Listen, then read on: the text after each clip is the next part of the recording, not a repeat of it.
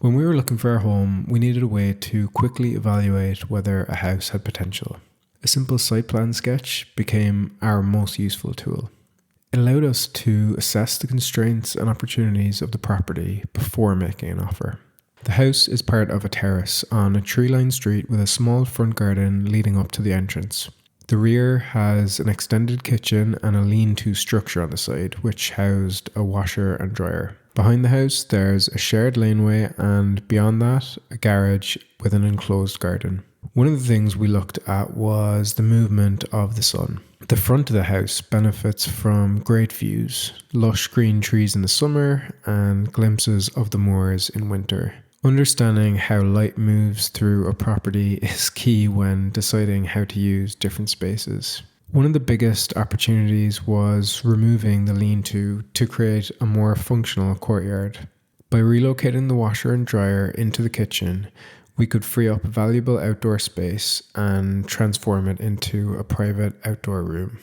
The laneway at the back was mainly used for bin storage, but we saw an opportunity to turn it into an informal communal garden space, make it more inviting for the terrace residents. Beyond the laneway, we had a garage and enclosed garden. We imagined this as a space for growing food, a kind of personal allotment. And the garage itself had potential for future conversion into a studio, gym, or workshop, depending on our future needs. So sketching out the site helped us visualize what was possible.